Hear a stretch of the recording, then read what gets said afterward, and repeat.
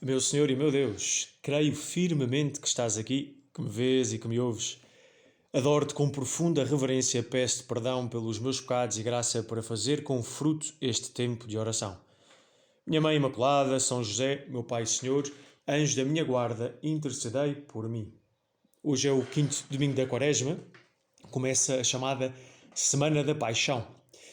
O Papa Francisco está em viagem a Malta, vamos acompanhá-lo com a nossa oração, pedindo que o Espírito Santo faça nascer muito fruto desta viagem.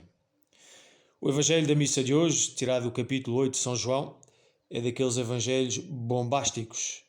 Vou lê-lo e convido a fazeres o mesmo mais tarde, sossegadamente diante de Deus. Naquele tempo, Jesus foi para o Monte das Oliveiras, mas de manhã cedo apareceu outra vez no templo e todo o povo se aproximou dele. Então sentou-se e começou a ensinar. Os escribas e os fariseus apresentaram a Jesus uma mulher surpreendida em adultério. Colocaram-na no meio dos presentes e disseram a Jesus: Mestre, esta mulher foi surpreendida em flagrante adultério. Na lei Moisés mandou-nos apedrejar tais mulheres. Tu que dizes? Falavam assim para lhe armarem uma cilada e terem pretexto para o acusar. Mas Jesus inclinou-se e começou a escrever com o dedo no chão. Como persistiam a interrogá-lo, ergueu-se e disse-lhes: Quem de entre vós estiver sem pecado, atire a primeira pedra. Inclinou-se novamente e continuou a escrever no chão. Eles, porém, quando ouviram tais palavras, foram saindo um após o outro, a começar pelos mais velhos, e ficou só Jesus e a mulher, que estava no meio. Jesus ergueu-se e disse-lhe: Mulher, onde estão eles? Ninguém te condenou? Ela respondeu: Ninguém, Senhor. Disse então Jesus: Nem eu te condeno. Vai e não tornes a pecar. Jesus, tu és impressionante. Consegues ter uma misericórdia sem limites e ao mesmo tempo nunca faltas à verdade. Às vezes parece-me que o Evangelho é demasiado exigente, que não consigo estar à altura daquilo que Jesus me pede. Ou se pelo menos quero tentar estar à altura, sinto que não consigo ou que não o devo propor aos outros, que podem fazer pouco de mim, ou que dizem que estas coisas são ultrapassadas, que é preciso ter uma mente mais aberta. E se por acaso arrisco em propor o Evangelho a outra pessoa, tenho uma certa tendência a suavizar algumas das exigências do Evangelho, ou nem sequer falar delas. E vêm pensamentos deste tipo. Não é verdade que se a Igreja fosse menos exigente, mais pessoas viriam à missa? Se não falassem certos assuntos, pusesse de parte, não haveria tantas pessoas contra a Igreja? E se a Igreja fosse um bocadinho mais moderna, mais atual? Afinal de contas, os tempos mudam. Não podemos viver no passado. Pois, a primeira coisa que tem de ficar clara é a seguinte: a Igreja não tem de ser nem mais nem menos exigente naquilo que ensina e propõe.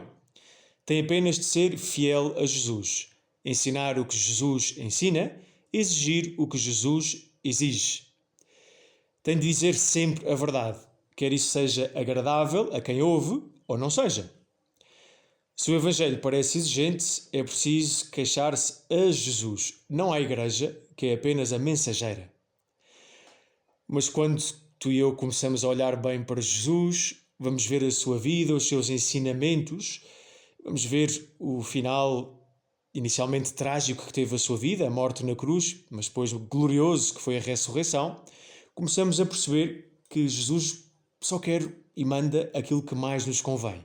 Que tudo o que Ele nos ensina tem um motivo fundamental, o amor infinito que Ele tem por nós. E se dói, é porque é preciso doer. Certas curas são dolorosas, mas não há volta a dar, se não se quer morrer da doença. Se é difícil, também tenho de me lembrar que tudo o que tem valor na minha vida, construir, manter uma família, crescer numa amizade, tirar um curso, tudo isso custa muito trabalho.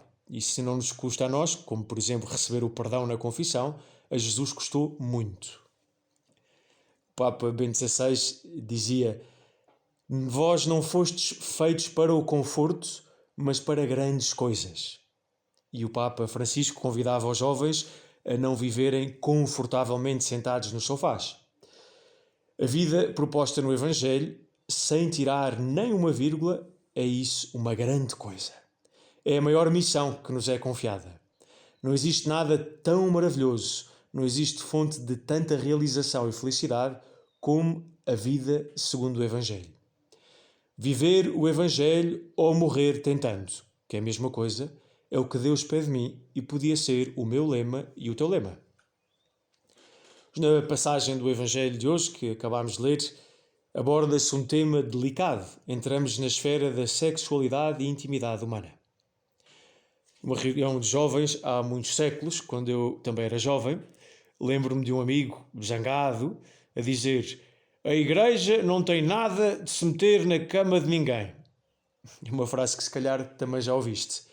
O sentido dessa afirmação é o seguinte: a igreja não tem de ditar normas de conduta sexual e dizer que este ou aquele comportamento são pecado. A sério? Já disse antes, a igreja só transmite o que manda Jesus. Se eu não gosto, é ele que eu me devo queixar.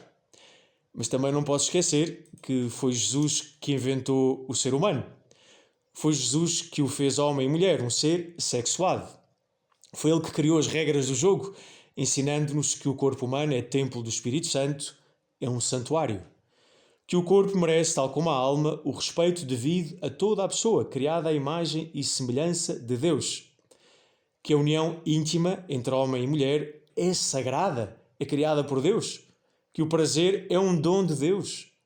É Jesus que nos ensina ainda que essa união é tão santa que só deve ser vivida entre marido e mulher, como expressão e consequência do amor e entrega totais, que é o casamento. Fora do casamento não existe essa entrega total. É Jesus que diz à mulher que pecou cometendo adultério e que não o torna a fazer.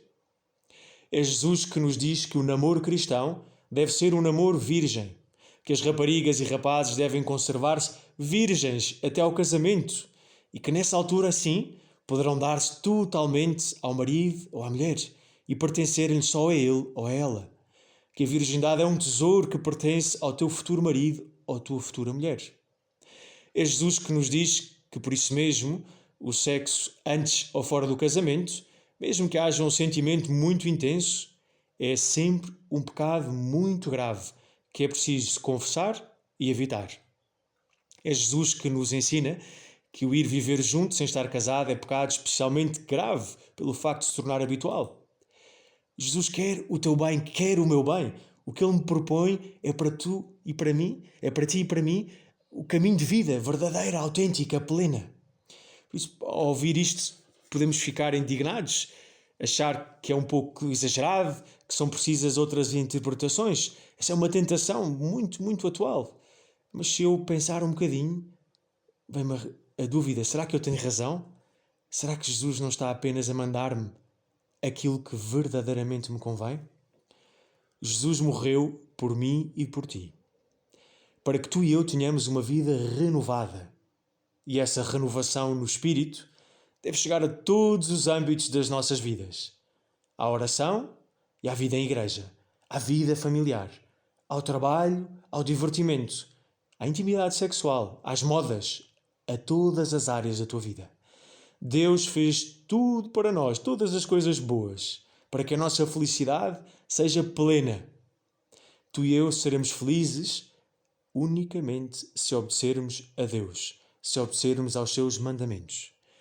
E se obedecermos por uma razão fundamental, porque confiamos nele, porque o amamos. Vamos tu e eu pedir a Nossa Senhora que nos ensine a ter a coragem, a audácia de viver o Evangelho, ou pelo menos tentar viver o Evangelho, sem tirar nem uma letra, vivê-lo na plenitude, sem fazer compromissos com a mentalidade mundana em que estamos inseridos, e vivermos isto de maneira alegre, de maneira positiva e com a nossa alegria, com este espírito cristão autêntico, pois levarmos outros a procurarem Jesus, levarmos outros a entrarem na família de Jesus e também eles a experimentarem a alegria imensa que é ser e viver como filhos de Deus. Dou-te graças, meu Senhor e meu Deus, pelos bons propósitos, afetos e inspirações que me comunicaste nesta meditação. Peço-te ajuda para os pôr em prática. minha Mãe Imaculada, São José, meu Pai, Senhor, anjo da minha guarda, intercedei por mim.